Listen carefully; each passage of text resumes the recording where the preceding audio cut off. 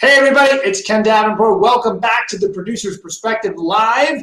Tonight, the Tony-nominated Patrick Page of Hadestown, Spring Awakening, and Spider-Man, and a ton more. We are raising money for the Actors Fund. We're here every Tuesday night, so let's get to it.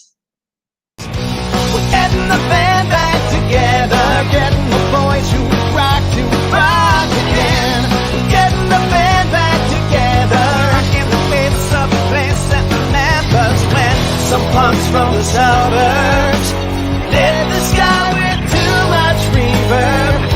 We're getting the band back together.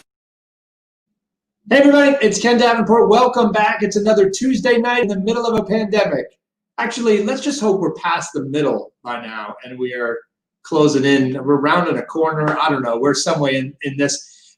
Thanks for all of you for joining us tonight and throughout this whole thing. We will keep doing these until we stop. Welcome back. We do have Patrick Page with us tonight. We have a whole bunch of stuff, very exciting stuff to talk about with Patrick. Hello, Alan. Hello, Alan, there in the comments. Good to see you. Hello, everybody else that is watching. And hello, I keep forgetting to do this. Hello to all of you who are watching on replay. Many of you watch, well, you don't watch live. We do this thing live just for you, and frankly, you decide, I got better things to do. Seth Radesky is on. So you go watch him, and then you come back and watch us later. So greetings to you whenever and wherever you are watching. Hello, Amy Erickson. How are you? Hello, Michael. 2 silver foxes. Okay. Whenever you're watching at 3 o'clock in the morning somewhere in Australia, hello and thank you. We do have 70-something episodes of this sucker, so go back and check it out. It's actually fun. I just went back and watched one of the first 2 episodes to hear me say things like, we'll probably be through this in like a month. So what show are you going to be doing in like 6 weeks from now? That didn't happen. Here we are. So go check that out if you want to get a little time capsule of the last 6 months. What else we got going on? And especially check out Brian Stokes Mitchell's episode from last week. It's quite an inspiration. I almost broke out into the impossible dream myself hearing him speak. So go check that out. It's an incredible episode. And frankly, I just sat there and just listened to the man. So go check that out. Speaking of our guest, we have announcing our lineup for September. Mary, throw up that cavalcade of stars right now. Look at that. Raul Esparza, Sonia Taya, Matthew Lopez, Will Swenson, and Leia Salonga. And I will just give you a little tease. I discovered that Leia is a gamer. That's right. We pre-recorded her episode. It won't be live. We pre-recorded it because she's like in an alternate universe, like 13 years ahead or something. I still can't figure out the time. We figured out she's a gamer. Right, so I'm trying to get her on Twitch with Jordan Fisher. If you watch that episode, it's going to be fantastic. They'll have a little battle off. So incredible lineup coming up in September. So make sure you set a reminder. Mary's going to tell you how to set a reminder for all those episodes. It's the best way to know that we are going live. Second bit of news I want to tell you about is we announced very recently that there's going to be a Tony Awards this spring. What do we think of that? Throw some comments. Look at that Tony Award graphic. It looks like Mary prepped that like weeks ago. It's such a great graphic. She grabbed it like 5 seconds ago because I told her to, and she didn't have time. It's great. What do we think? Throw some comments up there. What do we think about the Tony Awards? I'm going to ask Patrick Page this so he can start thinking about it. What do we think about the Tony Awards this year? Some shows are going to get to participate. Did I say spring? I meant fall. I have no idea what season it is. We are going to have a Tony. It's going to be like a tiny Tony. The tiny Tonys are going to be this fall. Thank you very much, Benny, for catching my error. Okay, enough of me. Let's bring on our guest. I'm thrilled to have him here. I had the distinct pleasure of, frankly, just seeing him in a show. It is quite a pleasure to see him in any show. But then I had the honor of being able to work with him on the Deaf West revival of Spring Awakening, which he was incredible. How many of you saw that? And of course, I got to witness his performance in Hadestown. But I have since learned so much more about the man. He has his own acting studio. He also has his own podcast. He's an incredible mental health advocate for artists, especially now, which we want to talk about. So let's just bring him on to the show. Please welcome to the live stream, Mr. Patrick Page. Welcome, Patrick. Hi, Ken. It's that voice. How are you? I am, well, that's the big question, right? Yes, How it is is a big everybody? question nowadays. It's not a casual question anymore, is it? No, it's like the big $1 million question. It should be like a game show. Like, how are you in the pandemic? How are you? Do you have a short answer, or is it a long answer? You know, I have begun to be honest, and if anyone has spoken to me on the phone recently, so I basically have a set answer to this, and I change it like every 2 weeks, and I set the answer to try and keep things light for myself. And so this we'll try it again. Ask me again. This is the answer of the last week and a half. Go ahead. How are you? I'm living the pandemic dream, Patrick. You are. Living the pandemic dream. We kind of all wish it was a dream that we'd wake up from. Yeah, it's like a strange movie, like Inception or something. It's very strange, and if you're like me, you go through cycles where some days where you almost forget that we set this kind of pause button, and then in the middle of this pandemic, where our entire lives have been put on pause in terms of our professional lives, at least. In the middle of that, we also have this unbelievably extraordinary election that we're all just waiting to see what the world is going to be 70 days from now, you know? So we're in these kind of two different movies simultaneously, two different dystopian movies simultaneously. Yeah, historians will look upon this as one of the most strange times in world history for sure. And the educational ramifications of this and keeping kids out of school in 10, 20 years, when we look back at what happened. Now, on a much shallower note, I must note, I didn't know whether or not today's podcast was a visual or not a visual. Are they able to see us as I'm able to see you? Yes, everyone can see us. So I'm digging the Kevin Davenport hair now. The Corona. You're listening to this, and rather than watching it, Ken has white hair like I had up until about 3 months ago. Now, in order for my hair to be as white as Ken's, I have to bleach it every 2.5 weeks. But it looks like yours maybe is just natural because of the pandemic. This is just au natural. That's right. You're gonna be able to raise so much money with that hair. That's producer hair.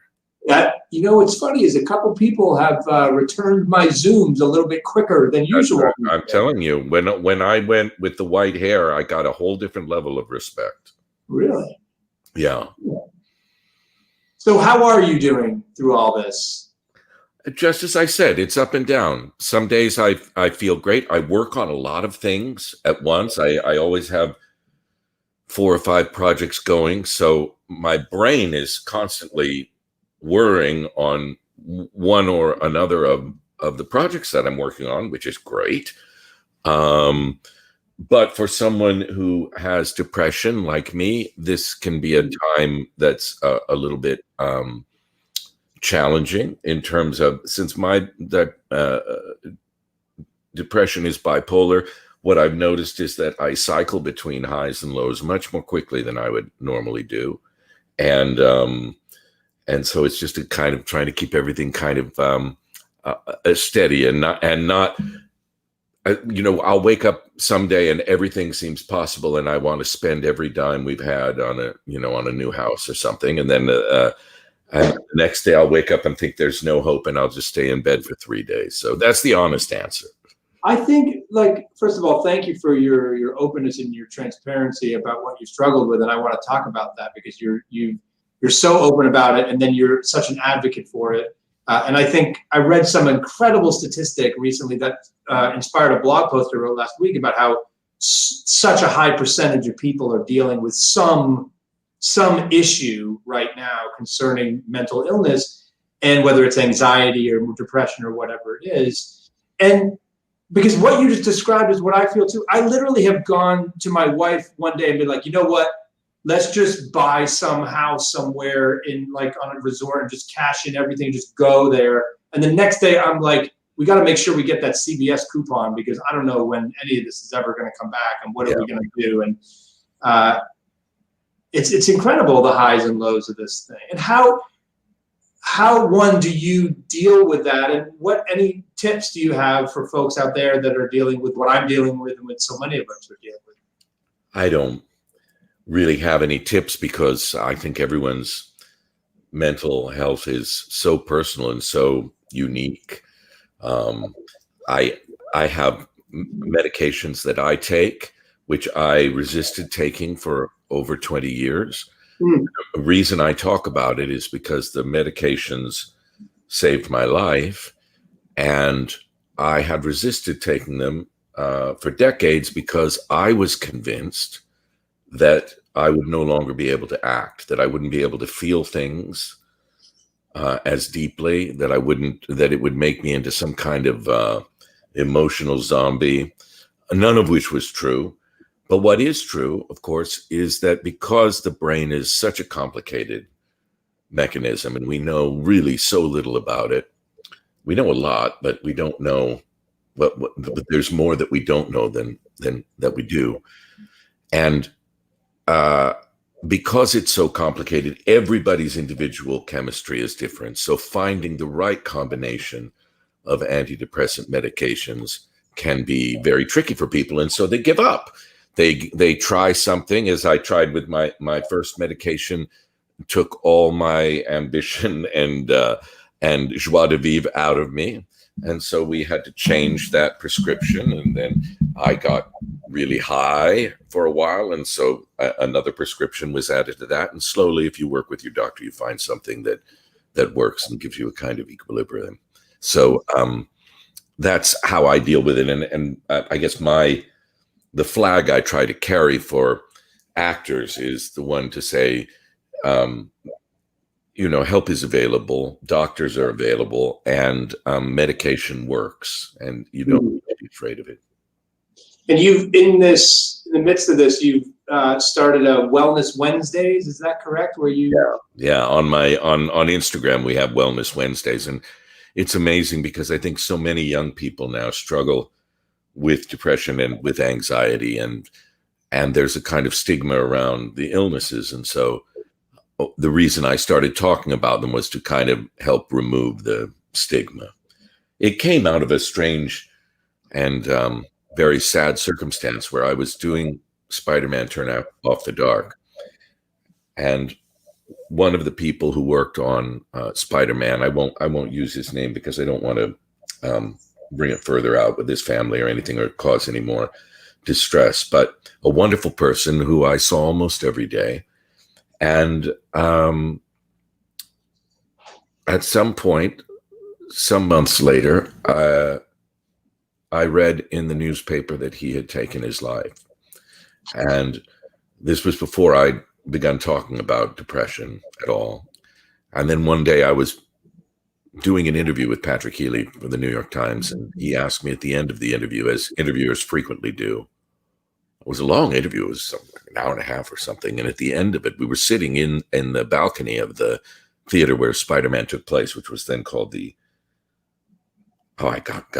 changed its name so many times. I think it's the Lyric now. Yeah. But anyway, we were sitting up there, and it really hit me because it was the theater in which I'd known this person. And so I said, well, yeah, there is something else you should know about me. And I live with depression. I've lived with it for a long time, and this is how I treat it. And the reason I did that was because I felt that if other depressive people knew that there were other depressive people in the building, well, then we could go up to each other and say, hey, are you okay? How are you feeling? Do you have a good doctor? Here's the name of my doctor. Are you afraid of medications? Here's the medications I take. They're not necessarily for you, but if you find the right doctor, I'm sure they can find medications that will be effective. So it was I just thought if maybe he had known that I suffered from the same illness, maybe he would have at least, asked a question before taking those extreme measures. So that was why I started talking about it. Well, that takes a tremendous amount of courage, and you helped people, I am sure, without a doubt, and continue to do so as a result of you just being honest. So thank you for that. Tell me a little bit about where you were when the virus hit the fan, as I like to say, when this came down in March, when you first heard about this thing coming, and when you knew it was going to change your life and everyone's life around you. What were you doing? You know, there's so much controversy about who knew what when and who should have done what when, politically and in terms of shutting the country down and all of that. On January 25th, I had an appointment with my doctor. It was a not an important appointment, just a checkup. But at that time, he had gotten a text from the CDC saying that the virus was now in the United States. And he said to me at that time, he said, go to the store, buy food for at least 2 weeks. Make sure you have a go bag in case you need to leave the city, in case the subways close down, in case this, in case that. It was on January 25th that he knew this would happen. And it wasn't until almost 3 weeks later that we began to shut down. And I remember because of that, I went to the theater. I was doing a Hadestown at the time. And I told my partner, Amber Gray, I said, listen, if you have things in your dressing room that you need at home, you should take them home because there's a good chance that we're going to get a call one morning and that the theater's going to be locked and we're not going to be able to get back in. And indeed, that's exactly what happened. So I had taken the stuff that I love, because I have a lot of stuff that's really dear to me in my dressing room. So I had brought all that home and I was ready when the theater closed. And Paige and I had a plan to leave town and to go out to Paige's folks in Avalon, New Jersey, where they have a house on the shore, which they rent in the summers. But this was, of course, March. So it was available. They had a room available for us. And we went out there for the first several months of the pandemic.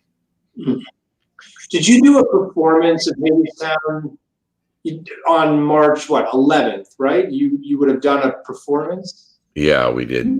Do you remember what it was like being on stage that night? Because it certainly was big news that this thing was circulating around. Was it a topic of conversation? Did you feel anything different?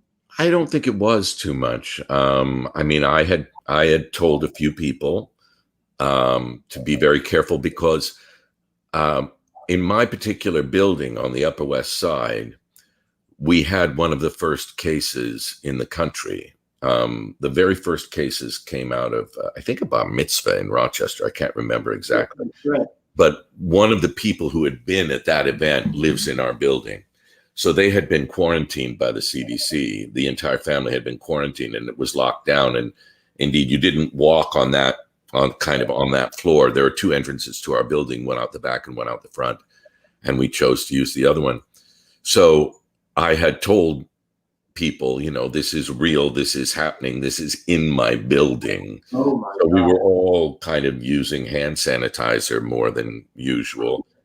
But other than that, I don't think there was a lot of alarm yet. And what do you think it's going to look like on the other side of this? So when we come out of this and the audiences hopefully come back, how do you think the theater going public is going to change? Are they going to run back, do you think, to the theaters? Or are they going to be jumping up and down to get in there? Is it going to be a slow approach? I think it'll be slow growth. I think obviously there'll be less travel. There'll be fewer tourists. So that will affect shows that are in long runs, shows like Phantom of the Opera and Lion King and so on. I think will be most affected by the lack of tourists. Shows that are just opening, that depend more on a New York audience. I think Hadestown, knock wood, may be in a little bit of a sweet spot in that it hadn't yet completely gone through the New York and the kind of the tri-state area. There were still a lot of people who wanted to get in, and yet it does appeal to tourists as well, and it's extraordinarily popular overseas. So, and also, of course, we're in a smaller house. Our producers had made the choice to put us in a 900-seat house instead of a 2,000-seat house. So all of that, I think, helps. Although now that I'm saying that out loud, with a 900-seat house, let's say you're only allowed to use every 3 seats. That means you've only got 300 seats. Whereas if you've got 2,000 seats, you're able to fill more of them. So I don't know which is the better situation. Would you, as an actor, prefer to come back earlier with social distancing in place? So exactly as you just said, I'm going to come back in March and it's going to be every 3rd seat, or I'm going to come back in May and we won't have social distancing.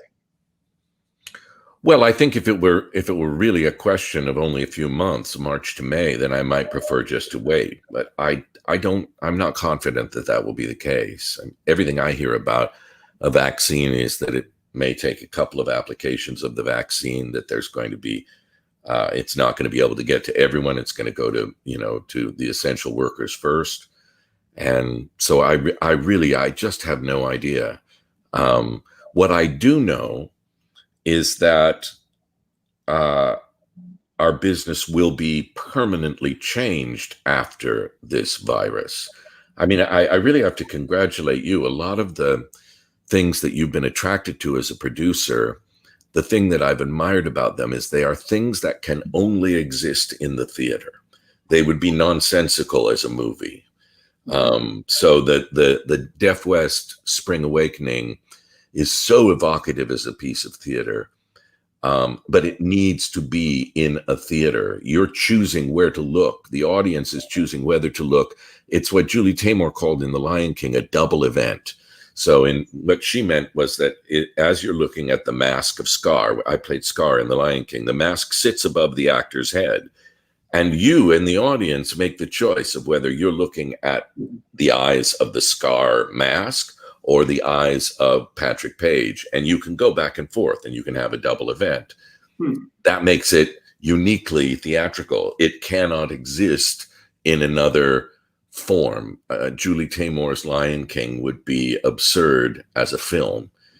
Similarly, the Michael Arden's Spring Awakening has that double event where you're looking at the non-hearing actor and you're looking at the hearing actor. You're looking at the signing actor and you're looking at the speaking actor. And you as an audience member are in control of that event. No one's telling you where to look. There is no close-up.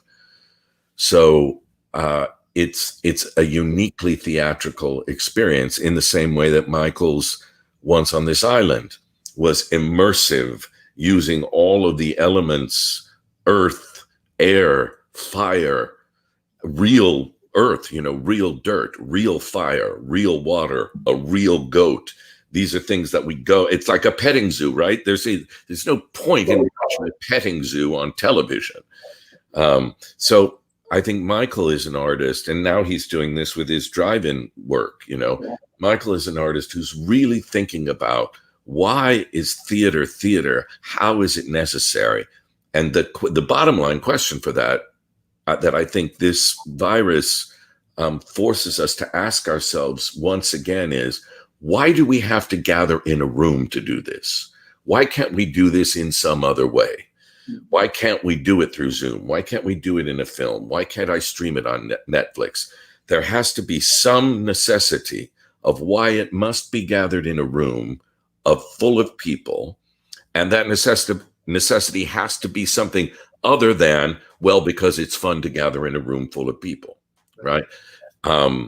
Because people have way too many options. There has to be a specific reason why this has to be performed live.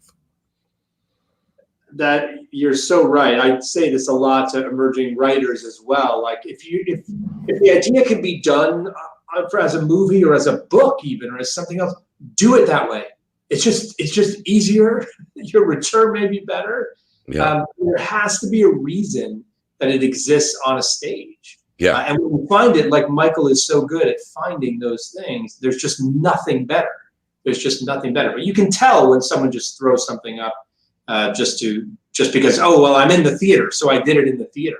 No, do it somewhere else. Right. I think that people will be, in general, for some time, less inclined to gather. And so that's a challenge to us to say, Well, why must you gather?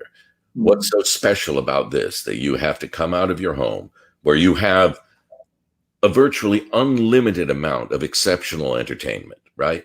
I can turn to my television right now and I can go through Netflix, Prime, HBO, Showtime, and the best writers in the world and the best actors in the world are working there.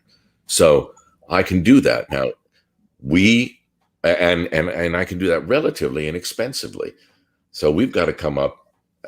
We've got to really think about why you have to pay $150 and come out of your safe little home and maybe be uncomfortable, maybe wear a mask, get on the subway, risk getting sick. We've got to figure out why it's so special that you've got to come into our darkened room and as they say, let us entertain you. Tell me a little bit about that process that you go through when you sign on to do a show. You've done such a wide variety of roles, and I can hear a little bit of it because I remember thinking, Michael telling me like, Patrick Page is going to do our Spring Awakening, and I was like, you're kidding me. And I remember I was like, we are very fortunate to get. What were you thinking? Like, what made you go this? I want to do this. Hadestown, this. Spider-Man, this. Caesar, this. For me, if I have a number of alternatives to choose from, I will choose the one that I think I would have been proudest to be involved with. So in Spring Awakening, I already had a connection in my heart to the deaf community because my father was fluent in ASL, and the woman who he lived with for 4 years when he was at the University of Portland was deaf, and he had learned to be fluent in sign language. So I knew a little bit and I knew the culture well, but I didn't know nearly enough. So it was an opportunity for me to learn. And I wanted to be in a room with Michael as a director, which he far exceeded my expectations. I thought he would be good because I had worked with him as an actor. We had worked together on the Hunchback of Notre Dame, and the characters we played are almost always together. So I'd done a lot of work with him as an actor and really admired him as an actor. And so I wanted to work with him as a director, but he far exceeded my expectations. I think he's one of the best directors working today. I really do. I totally agree. I have said to him directly, whatever you want to produce, I will do it. I don't care what it is. You don't even have to tell me. I will do it because I so trust his vision and on leading us into the next era of theater making, whatever that's going to be, especially now. Yeah, he's got a very, very special sensibility. What is the first thing you do when you start to prepare for a role that you're going to take on? The very first thing. First thing is I just keep reading the play because every time you read it, something else appears, right? The first time you read a play, if you're an actor like me, all you're looking at is your own role. You see what's the role? Is it any good? Do I want to do it? How many lines does it have? Is there a better role in the play that I would rather play, et cetera, et cetera, et cetera, right? That's the first thing. You get that out of the way. Then you read the play again and you try to understand, what the appeal of the play is. How does it hook you? You read the play again and different images appear. You read the play again and you realize maybe that there's an allegory in the play that you hadn't seen before, that it's really perhaps an allegory of, let's say, capitalism in Hadestown. There's a strong allegory going on that maybe you didn't recognize the first time, and you just keep reading it. And when I'm working on a play, I read the play usually once a day. And for me, that's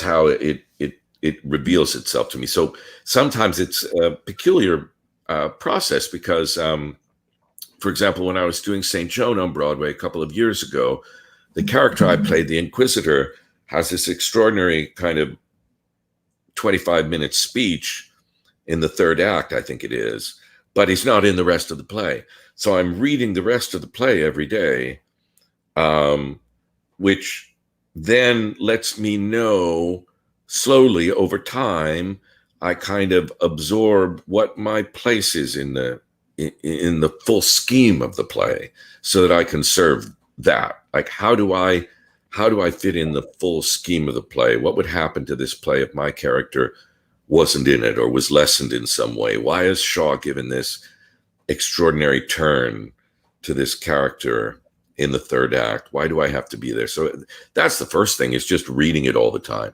and then beginning to ask just the fundamental questions of myself about my character. So the first question is going to be, what do I want? Who do I want it from? And what's in my way? And from there, I just start working.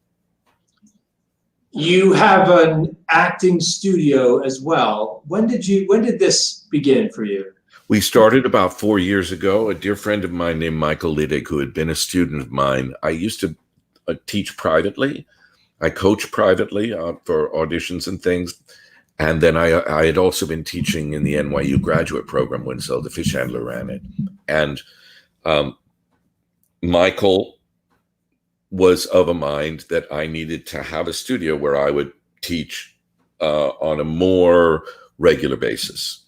And I just was like, you know what, Michael, if I just can't do all the work that's involved with that. I can't put out the ads. I can't sign up for the rooms. I can't collect the money. It's just, I just can't. And I said, if you do all of that, I will show up and teach. And he said, I will do all of that. And so it's really, he's my co-founder, and we've taught ever since. And we have something over 150 students now. And I'm not able to teach acting over Zoom because, for me, teaching acting is so dependent on being in the room with the people, speaking of being in the room, to see whether the one actor is truly responsive to the other actor, or whether or not they're creating something out of nothing, or perhaps serving something up that they've imagined beforehand, as opposed to being in that moment with that other actor. So I'm not able to teach acting online, but what I am able to teach online is script analysis and acting theory. So I now have a class in which we're taking King Lear as a play, and I have 20 of my studio students that will then go through the entire play for a period of 3 months and unpack the entire play, all elements of it. And then also people can come if they'd like. If anybody who's listening wants to come to that, we meet on Tuesday nights. And although they wouldn't participate in the reading of the play, you can come and audit the and just listen in if you like. So those, in order to do that, you just contact the Patrick Page Studio online, and Michael will get back to you. For free. They can just watch for free. No, it's not free. I try to make everything affordable, but not free. I tried doing free for a while with various things, and I may have found what you've found as a producer with comps. Whenever I would give my comps out, I'd get a call at the last minute from the person saying, "I'm sorry, I can't use the comps tonight." When I was doing a free class, my attendance was pathetic. Yeah. People have to attach a value to something. So to audit the class is $20 per class. Oh my gosh, that is the biggest bargain. I think I'm going. So I'll see you there, because I want to hear you unpack King Lear, for God's sakes. That's the most phenomenal thing. I love that you open it up like that, Todd. And you're so right about attaching a value. It's one of the reasons why college is so expensive. Yeah. Like, college is a big racket, let's face it. But when you end up paying that kind of money, your butt is going to go for the most part, because you have made that investment in yourself. And you're going to get something out of it. It's part of the event of a Broadway show now too, and that's, lamentable in some ways that it has to be so expensive. But the other side of that, I used to think this. I used to say to some of the younger people in The Lion King, I did over 1,200 performances as Scar. And every night I would remind myself and remind the others, somebody out there, a family of 4, just on tickets, they've spent $600. Now they go to dinner. They spend another $200. That's $800. Now they've got parking. That's another $50-$100. I mean, this is $1,000 trip or more for a family of four. So we better be as if, Ben Brantley's sitting in the audience, because it's way too expensive to let our guard down at any time in terms of what we owe to that audience.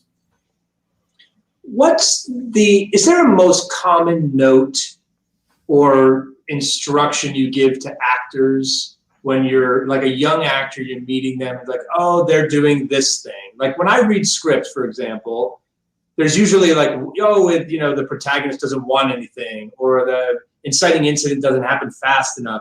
Is there a common note for actors coming up that you find you give more often than others? I always ask them what the character wants in the scene. I always ask them, who do they want it from specifically, and make them have that personalize that in their lives, and what's in their way, why they're not getting it.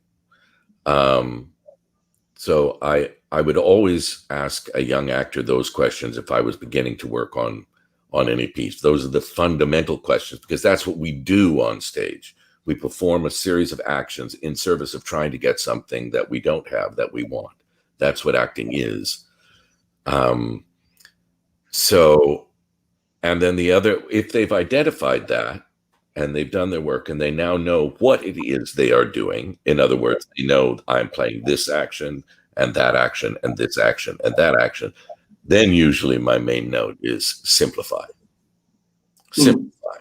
Do exactly the same thing. Simplify, which doesn't mean do it less. It doesn't mean do it smaller necessarily, although it may correspond with that. It means exactly that. Simplify. Take off the edges. The part that's decorative, take that away. Simplify. Just do the thing. Just do it. I so see that in your performances too. If that's what's so fantastic about them, they seem so simple. You have that gift that makes other people go like, it's easy. Look at it. It's so easy up there, because you make it look so easy, which I find what great masters of the craft, of any craft, do. What does Patrick Page want to play? That famous cliche question? What's out there that you haven't done yet that you want to do? Well, there's one that I have done that I want to do again. Rajiv Joseph wrote an extraordinary play called Archduke, about it's a black comedy along the lines, I think, of Dr. Strangelove or something like that, about the assassination that started World War I and the assassination of Archduke Ferdinand. And he wrote in that play, which we did at the Mark Taper Forum, I think the most astonishing contemporary role for an actor that I have read since, like, Roy Cohn in Angels in America. And I played it in LA, and I'd like to play it again in New York. So that's one I'd like to do. There are any of the Shakespeare roles that I haven't done, I'd like to do, and there are many that I've done that I would like to do again. There's a great number of those. I'd say probably a dozen of those that I'd like to do. Any good guys? Any what? Good guys? Oh yeah, a lot of good guys. It's funny because I like playing good guys, and it's just one of those things, that. I guess part of it is the way I look or the way I sound. You can't get away from that. I remember I was doing Cyrano de Bergerac at the Roundabout, and Douglas Hodge was playing Cyrano, and I was playing the so-called villain, De Guiche. And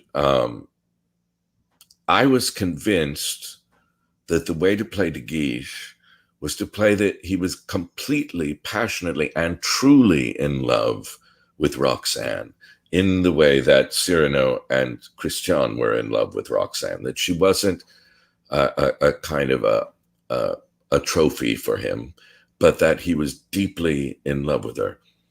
And so we were rehearsing it, and the director's wonderful British director named Jamie Lloyd, and I think he was afraid that there might not be the counterpoise, the villain energy that you needed from De Guiche if I was to play him so in love with Roxanne like that.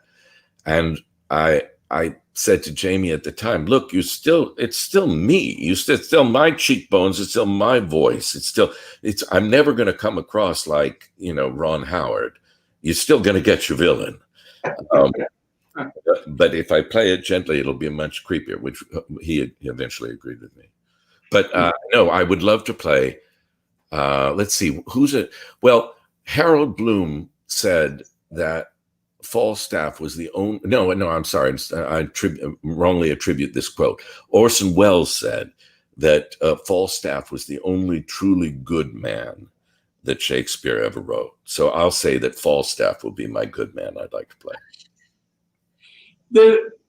This variety of roles that you play, and it's all the same approach and the same research and the same prep for them, despite the difference. One of Shakespeare versus something Barahib, like it's the same for you? It is the same. It's just that sometimes research is going to be different depending on who you're playing, right? So it's very, very helpful for me if there is no backstory for the character, for me to build a very detailed backstory.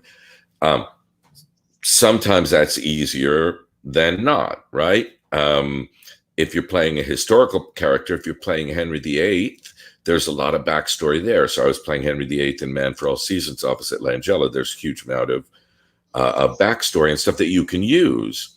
On the other hand, if you're playing Lumiere in Beauty and the Beast, which I did for 1,200 performances, there's not that backstory, right? You have to build it.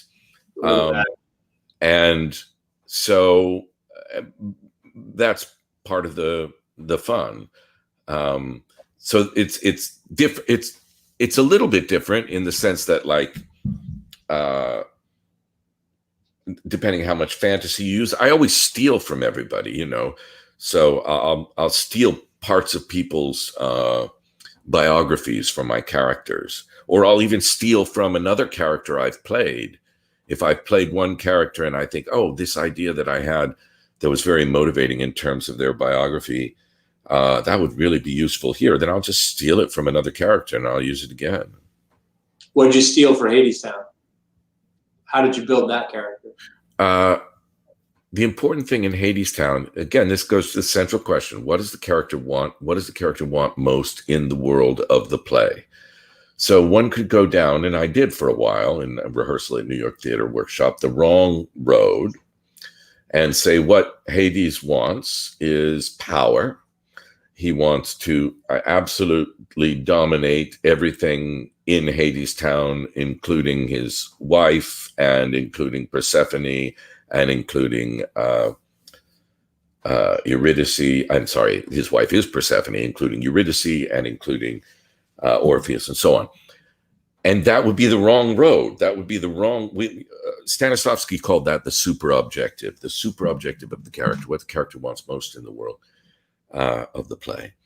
Now, that for me was the wrong road with Hades. The right road for me with Hades turned out to be what I want most in the world is to get the love of my wife back. I want to feel her love again. I want her to fall in love with me. I want to be in love with her. I want our conflict to be over. I want her back. I want her. That's what I want.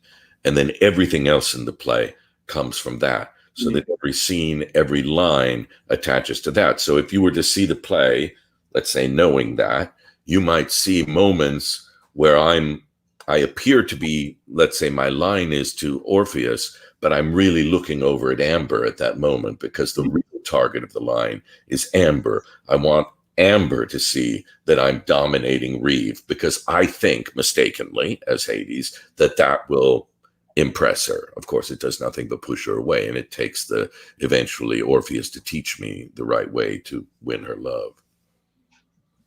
I can very clearly see why Michael was like, yeah, you just teach. I'll handle everything. Don't worry about it. This has been an unbelievable lesson in what you do.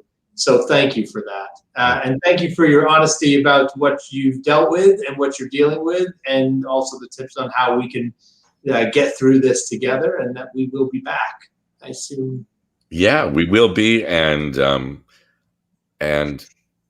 I can't wait. I mean, I'm chomping at the bit.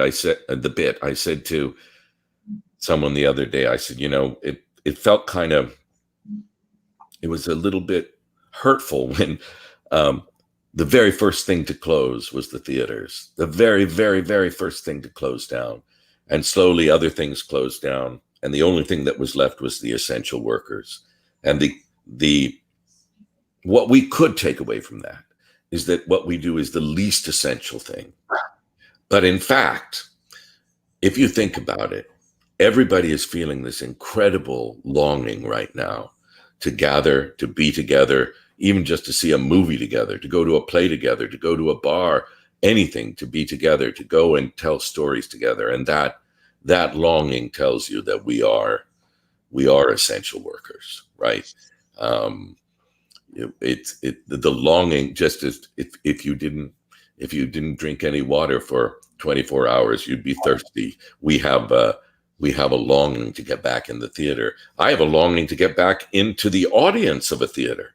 I'm right there with you. On the stage. I'm going to post this later on Instagram. I walked by a Broadway theater today, and the door was cracked open, and I took a picture of it. I saw an aisle and seats, and I just literally leaned in like I just want to sit in one of those seats right now. We will. And if we're lucky, we'll be seeing you on that stage. So. Yes. Thank you, Ken. Thank you so much for being here and sharing with us tonight. Thank you. My pleasure. Patrick Page, everybody. I mean, I'm auditing that class. I will see you all there auditing that class, because there's the website. Go check that out. And if you haven't seen Hadestown, when Hadestown returns, make sure you check it out. It is a performance of a lifetime, just like all of his performances. So that was Patrick Page. Next week, who do we have? We have another leading man, Raul Esparza, is next week. Just one next week. These are all the September guests. Just one, just the guy on the left. Raul Esparza. I can't wait to chat with him, because I fell in love with him just like so many did, seeing him in Tick, Tick, Boom at the James Street Theater downtown. What a performance that was. There's a moment I'm going to tell him all about it next week, and you'll just have to listen, because you'll be stuck with it. But it is one of those moments that Patrick just talked about, that what his objective was, not the super one, and this simple moment that just squeezed my heart. That's right, Raul Esparza squeezed my heart. You will hear about that next week. What else do we have to tell you? Oh, let's go out like we always do with something to make you smile. Here's a fantastic one. I'm Not Afraid of Anything. This is the Jason Robert Brown tune from Songs from a New World, which, by the way, I saw in Cabaret, when it was two people and Jason was one of them. Songs for a New World, Jason Robert Brown's I'm Not Afraid of Anything, sung by Nick T. Daly. So here's the interesting thing about Nick T. Daly. Nick T. Daly is up to win a contest. Playbill is sponsoring a Next Musical Theater Star contest, and Nick is one of the 10 finalists. I believe he's one of the 10 finalists, although Mary's giving me a very strange look right now. No, I'm right. It's one of the 10 finalists. So here's the thing. Mary said, here's what I want to do tonight for something to make you smile. I want the Nick T. Daly. And I said, okay, he's a finalist. Is there any reason why we're promoting him as opposed to the other 9? She was just like, I like him. I really like him. So tonight we are watching I'm Not Afraid of Anything by Nick T. Daly, solely because it makes Mary smile. And we got to give her something every once in a while. So we're going to play it right from here. So remember, do not move. I'm going to sign off. You're going to see my little 2-year-old who's already 4 feet taller than the little picture you're about to see, because it's been that long since we shot it. You're just hold on, and then we're going to go right into that, and then make sure you come back next week for Raul Esparza. Special shout out to all you folks, including my buddy Brian Smith, for throwing some stars at us. Remember, we are here for the Actors Fund. So please do what you can, because as Brian Stokes Mitchell told us last week, a lot of folks need some help. Okay, here's something that makes Mary smile. Hi, my name is Nick Daly, and today I'll be singing I'm Not Afraid of Anything from Songs for a New World. And I feel the calling of adventure, and I hear the ringing in my ear. The lights are glaring, trumpets blaring, I'm right here. And I hear the calling of tomorrow, and I feel the stirring in my bones. And David loves me, he's afraid to hold me. Listen to the calling of excitement, can you feel the pounding of my heart? The lights are ready, pulse is steady, I can start. Never stop the calling of a challenge, blessing on the water and the stones. And David loves me, he's afraid to tell me. David loves me, he's afraid to trust me.